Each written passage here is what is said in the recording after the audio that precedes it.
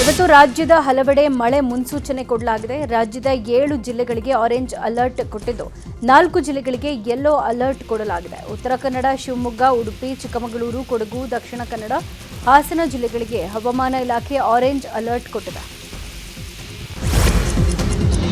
ಬೆಳಗಾವಿಯಲ್ಲಿ ಕಳೆದ 3 ದಿನಗಳಿಂದ ನಿರಂತರ ಮಳೆಯಾಗ್ತಾ ಇದೆ. ಅಶೋಕನಗರದಲ್ಲಿರುವ ಹೋಲ್ಸೇಲ್ ಹಣ್ಣಿನ ಮಾರ್ಕೆಟ್ ಬಳಿ ಗುಂಡಿಗಳು ಬಿದ್ದಿವೆ. ಜೀವ ಕೈಲಿ ಹಿಡ್ಕೊಂಡು ಗುಂಡಿ ಬಿದ್ದ ರಸ್ತೆಯಲ್ಲಿ ವಾಹನ ಸವಾರರು ಓಡಾಡ್ತಾ ಇದ್ದು, ಪಾಲಿಕೆ ಅಧಿಕಾರಿಗಳು ಮಾತ್ರ ಯಾವುದೇ ಕ್ರಮ ಕೈಗೊಳ್ಳದೇ ಇರುವುದಕ್ಕೆ ಭಾರೀ ಆಕ್ರೋಶ ವ್ಯಕ್ತವಾಗ್ತದೆ.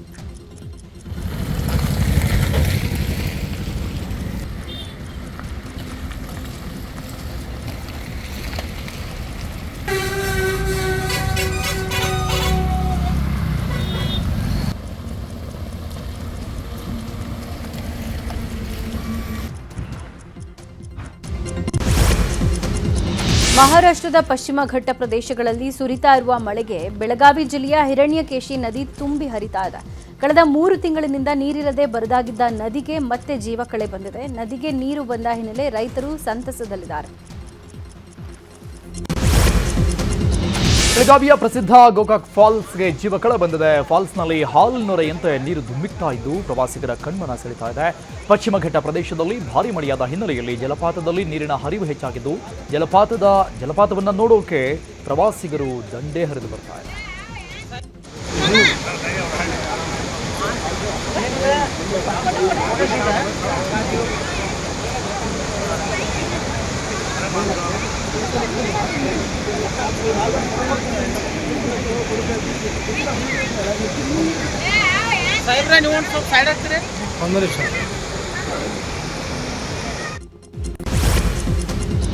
ಮುಂಬೈನಲ್ಲಿ ಧಾರಾಕಾರ ಮಳೆ ಆಗ್ತಾ ಇದ್ದು ಜನಜೀವನ ಅಸ್ತವ್ಯಸ್ತಗೊಂಡಿದೆ. ಮಧುಬನ್ ನಗರದಲ್ಲಿ ಸುರಿದ ಮಳೆಯಿಂದಾಗಿ ರಸ್ತೆಗಳು ನದಿಯಂತಾಗಿದ್ದು ವಾಹನ ಸವಾರರು ಸಂಚರಿಸೋಕೆ ಪರದಾಡಿದ್ದಾರೆ. ಹಲವೆಡೆ ಮರಗಳು ಬಿದ್ದು ಸಾಕಷ್ಟು ಹಾನಿಯಾಗಿದ್ದು ಇನ್ನೆರಡು ದಿನ ಮಳೆ ಆಗುತ್ತೆ ಅಂತ ಹವಾಮಾನ ಇಲಾಖೆ ಮುನ್ಸೂಚನೆ ಕೊಟ್ಟಿದೆ.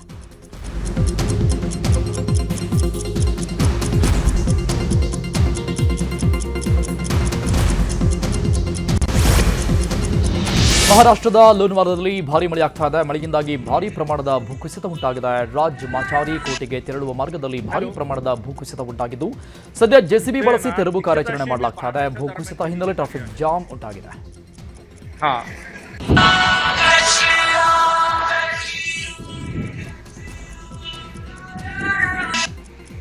हॅलो, इथे ना दिक्कत अशी मी 12च्या दरम्यान कधीची तरी आहे. हां, पर्यटक तुम्हाला सांगतोय ना, साधारणपणे बरेच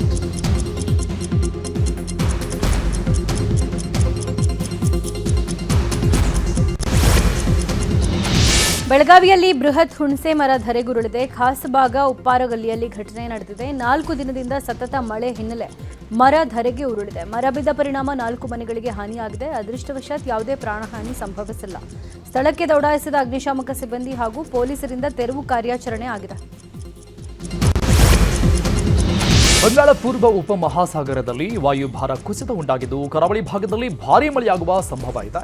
ಉತ್ತರ ಕನ್ನಡ, ದಕ್ಷಿಣ ಕನ್ನಡ, ಉಡುಪಿ ಜಿಲ್ಲೆಗಳಿಗೆ ಜುಲೈ 8ರವರೆಗೆ ರೆಡ್ ಅಲರ್ಟ್ ಘೋಷಣೆ ಮಾಡಲಾಗಿದೆ. ಬೆಳಗಾವಿ, ಧಾರವಾಡ, ಕೊಡಗು, ಚಿಕ್ಕಮಗಳೂರು, ಶಿವಮೊಗ್ಗ ಜಿಲ್ಲೆಗಳಲ್ಲೂ ಭಾರೀ ಮಳೆ ಸಾಧ್ಯತೆ ಇದೆ.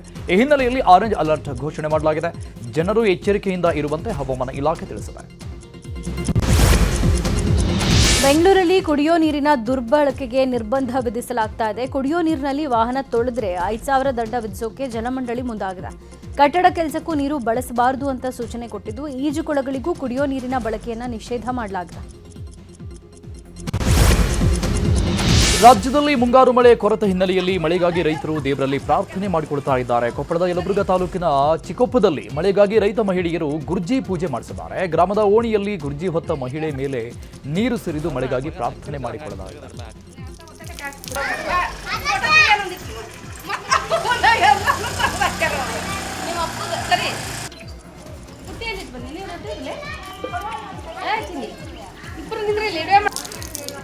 ಅದ್ರ ಮೇಲೆ ಹಾಕಿ ತಿರುಗಲ್ಲ, ಹಂಗೆ ತಿರುಗಲ್ಲ ಹಾಕಿ.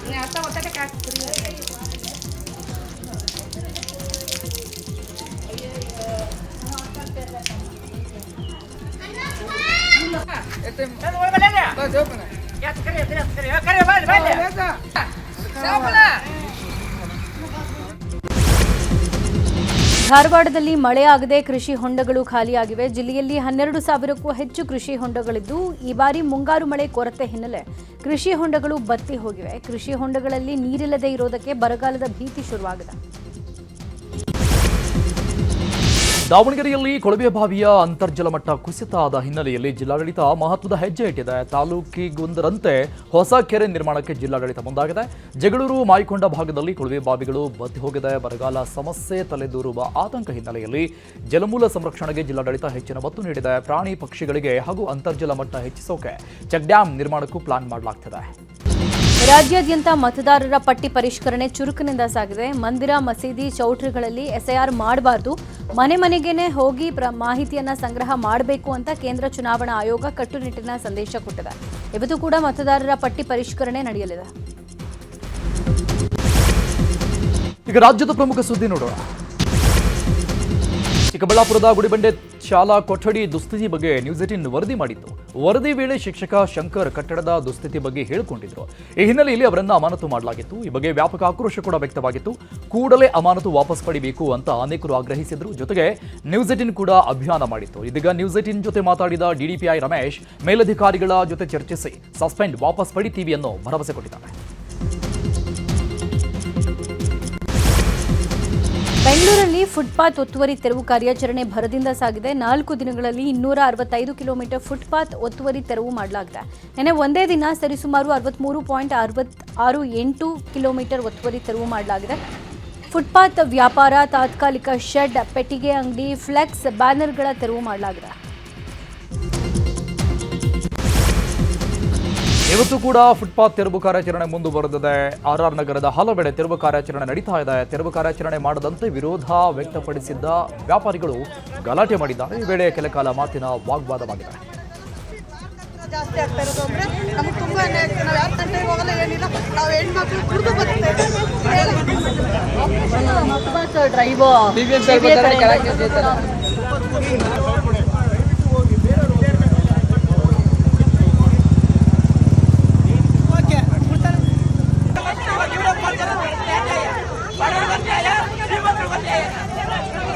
ಯಾರಾದ್ರೂ ಬೇಡಕ್ಕಾಯ್ತಲ್ಲ, ನಾವು ಸ್ವಾತಂತ್ರ್ಯ ಬದುಕ್ತಾ ಇದ್ದೇವೆ.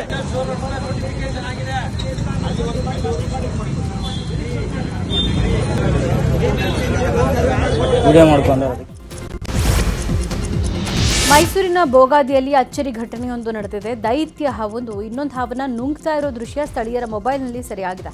ಬೋಗಾದಿಯ ಭಾರತೀಯ ಎನ್ಕ್ಲೇವ್ನಲ್ಲಿ ಘಟನೆ ನಡೆದಿರುವುದು. ಆಹಾರ ಸಿಗದೇ ಇದ್ದಾಗ ಹಾವನ್ನೇ ಹಾವು ನುಂಗೋದು ಸಾಮಾನ್ಯ ಅಂತ ಉರಗೆ ತಜ್ಞರು ಅಭಿಪ್ರಾಯಪಟ್ಟಿದ್ದಾರೆ.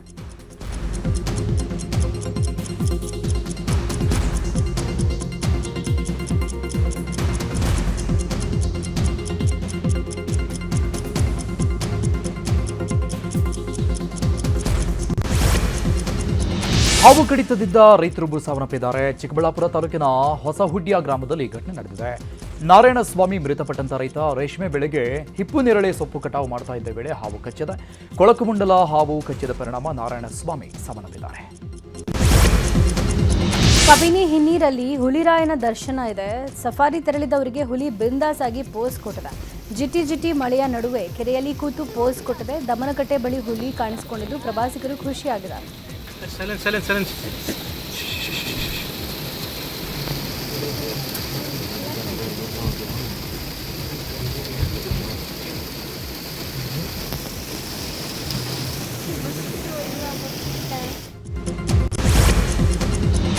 ಮೈಸೂರಿನ ಸರಗೂರಿನ ಮುಳ್ಳೂರು ಗ್ರಾಮದಲ್ಲಿ ಹುಲಿ ಮರಿ ಸೆರೆಯಾಗಿದೆ. ಸುಮಾರು 8 ತಿಂಗಳು ಪ್ರಾಯದ ಹುಲಿ ಮರಿ ಸೆರೆಯಾಗಿದ್ದು ತಾಯಿ ಹುಲಿಗಾಗಿ ಶೋಧ ನಡೀತಾ ಇದೆ. ರೈತ ಕಿರಣ್ ಫಾರೆಸ್ಟ್ ಗಾರ್ಡ್ ಮೇಲೆ ಹುಲಿ ದಾಳಿ ಮಾಡಿತ್ತು. ಈ ಹಿನ್ನೆಲೆಯಲ್ಲಿ ಹುಲಿ ಸೆರೆಗೆ ಕಾರ್ಯಾಚರಣೆ ಮಾಡ್ತಾ ಇದ್ದಾಗ ಹುಲಿ ಮರೆ ಸಿಕ್ಕಿದೆ. ಸರಿಯಾದ ಹುಲಿ ಮರೆ ಸುರಕ್ಷಿತ ಸ್ಥಳಕ್ಕೆ ರವಾನೆ ಮಾಡಲಾಗಿದೆ.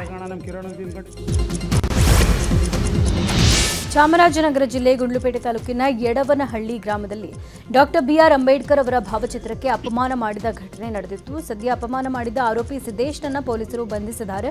ಅಂಬೇಡ್ಕರ್ ಭಾವಚಿತ್ರಕ್ಕೆ ಸಗಣಿ ಬಳಿದಿರೋ ಬಗ್ಗೆ ದೂರು ಬಂದ ಹಿನ್ನೆಲೆ ತಕ್ಷಣ ಕಾರ್ಯಾಚರಣೆ ನಡೆಸಿದ ಪೊಲೀಸರು ಆರೋಪಿಯನ್ನ ಬಂಧಿಸಿ ನ್ಯಾಯಾಂಗ ಬಂಧಿಸಿದ್ದಾರೆ. ಕಲಬುರಗಿ ಚಿಂಚೋಳಿ ಮಾರ್ಗ ಮಧ್ಯೆ ಸಂಚಾರ ಮಾಡುವ ಕೆಕೆಆರ್ಟಿಸಿ ಬಸ್ ಹೆಡ್ಲೈಟ್ ಹಾಳಾಗಿದೆ. ಬಸ್ನ ಹೆಡ್ಲೈಟ್ಸ್ ಕೆಟ್ಟು ಹಲವು ದಿನಗಳಾದರೂ ರಿಪೇರಿ ಮಾಡಿಸಿಲ್ಲ. ಈ ಹಿನ್ನೆಲೆಯಲ್ಲಿ ಅನಿವಾರ್ಯವಾಗಿ ಕತ್ತಲಲ್ಲೇ ಡ್ರೈವರ್ ಬಸ್ ಚಾಲನೆ ಮಾಡ್ತಾ ಇದ್ದಾರೆ.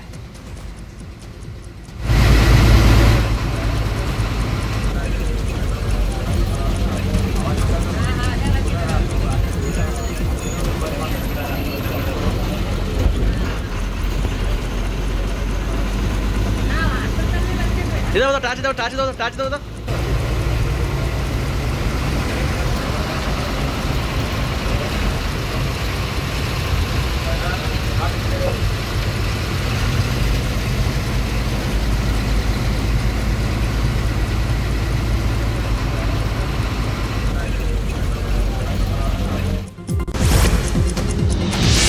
ರಾಜ್ಯದ ಸಿವಿಲ್ ಪೊಲೀಸ್ ಕಾನ್ಸ್ಟೇಬಲ್ಗಳ ನೇಮಕಾತಿಗಾಗಿ ಅರ್ಜಿ ಶುಲ್ಕ ಸಲ್ಲಿಕೆ ಕಾಲಾವಕಾಶವನ್ನು ಜುಲೈ 8ರ ಸಂಜೆ 4ರವರೆಗೆ ವಿಸ್ತರಿಸಲಾಗಿದೆ.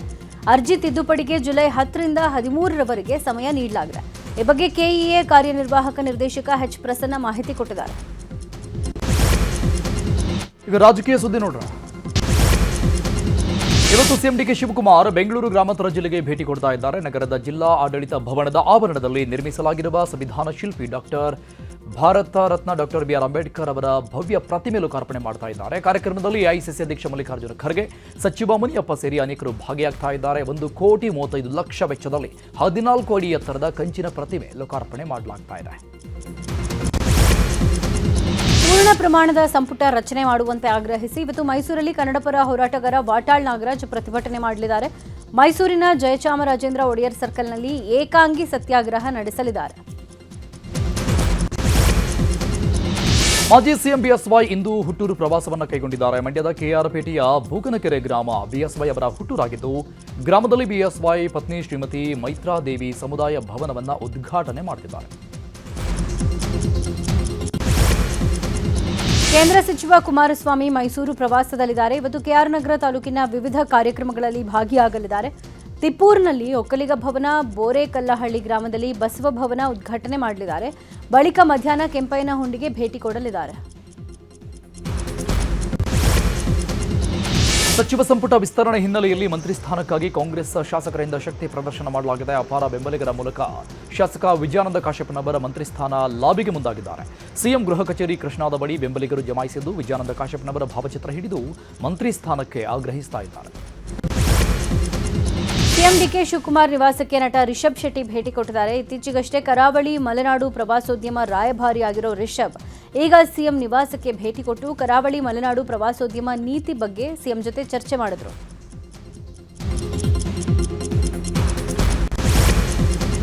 ಈಗ ದೇಶ ವಿದೇಶದ ಪ್ರಮುಖ ಸುದ್ದಿ ನೋಡೋಣ.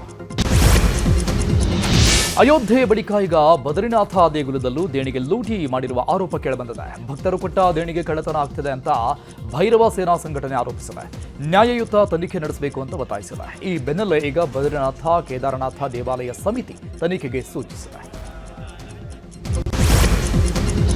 ನರೇಂದ್ರ ಮೋದಿ ಆಸ್ಟ್ರೇಲಿಯಾ ಭೇಟಿಗೂ ಮುನ್ನ ಪ್ರಧಾನಿಗೆ ಫೇಸ್ಬುಕ್ ಕಾಮೆಂಟ್ ಮೂಲಕ ಜೀವ ಬೆದರಿಕೆ ಬಂದಿದೆ. ಅಬು ಮುಸ್ತಾಫಾ ಎಂಬ ಐಡಿ ಮೂಲಕ ಬೆದರಿಕೆ ಬಂದಿದೆ. ಇದೇ 9ನೇ ತಾರೀಕು ನಡೆಯಲಿರುವ ಮೆಲ್ಬರ್ನ್ ಮೀಟ್ಸ್ ಮೋದಿ ಕಾರ್ಯಕ್ರಮಕ್ಕೆ ಬೆದರಿಕೆ ಬಂದಿರೋದು. ಪೊಲೀಸರು ಇದರ ಬಗ್ಗೆ ತನಿಖೆ ಮಾಡ್ತಾ ಇದ್ದಾರೆ.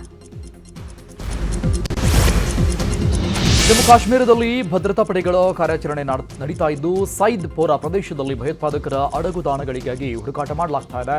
ಅನೇಕ ಕಡೆಗಳಲ್ಲಿ ಭಯೋತ್ಪಾದಕ ಚಟುವಟಿಕೆ ಮತ್ತೆ ಹೆಚ್ಚಾಗಿರುವ ಶಂಕೆ ಹಿನ್ನೆಲೆಯಲ್ಲಿ ಹುಡುಕಾಟ ಮಾಡಲಾಗ್ತದೆ.